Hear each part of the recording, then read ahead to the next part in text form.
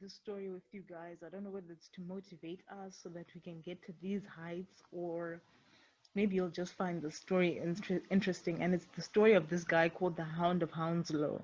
Similar to a word play on The Wolf of Wall Street, this guy made 40 million US dollars from his bedroom. He didn't own a house, he didn't own a car, he lived in his mother's house. He lived in his parents in his childhood bedroom. Essentially, he didn't have anything, and he made 40 million in the stock market.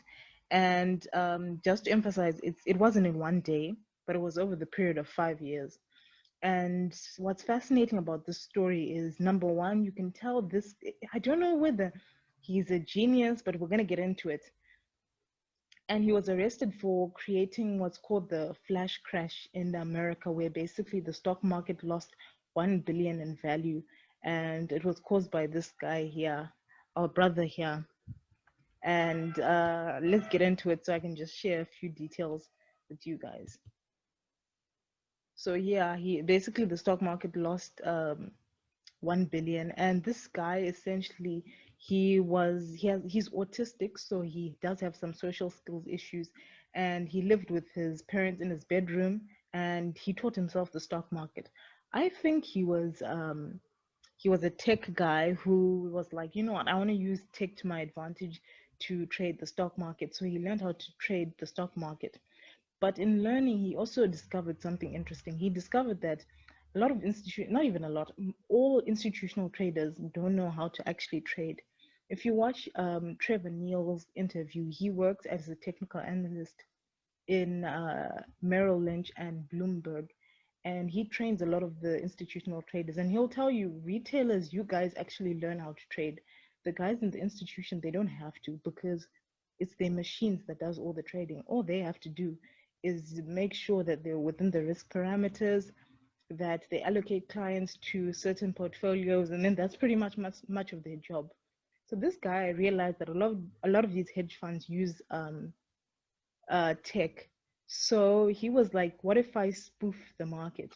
So what spoofing the market essentially is, here you can see this is his parents' house. And so he was like, what if I spoof the market? So he created a software, right, to trade the US stock market. He was in London. And so what the spoofing does is that his software would go onto his brokerage platform, and then it would quickly buy thousands and thousands and thousands of shares immediately. So it would buy, sell, buy, sell, buy, sell, buy, sell, buy, sell. Now, what that does is it triggers institutional traders' robots. So they also follow, because that's what they're supposed to do. When they see a lot of volatility in the market, they automatically jump in. So the robots, just like human being, when they see, Bitcoin running, they also run and do the exact same thing.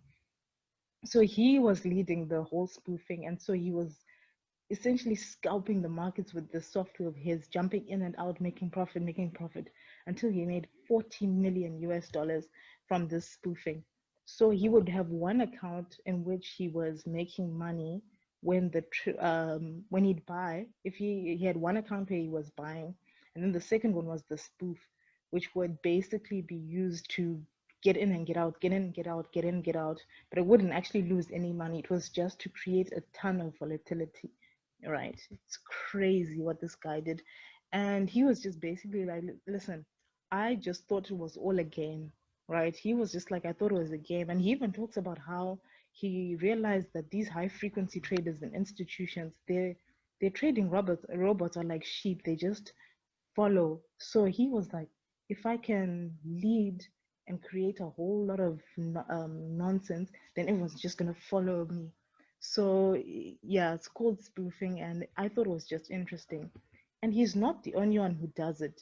These major banks, they also do the exact same thing, because from what I realized here, the UBS and Deutsche actually had to pay 46 million for the same exact crime. And so whenever someone tells you manipulation isn't real, they clearly don't know what they're talking about. There's so many cases of manipulation. Right now in 2020, there's the RAND manipulation case, where the liquidity providers, JP Morgan's, Merrill Lynch, Deutsche, these are the banks, They were manipulating the rand in collusion with South African brokers and banks.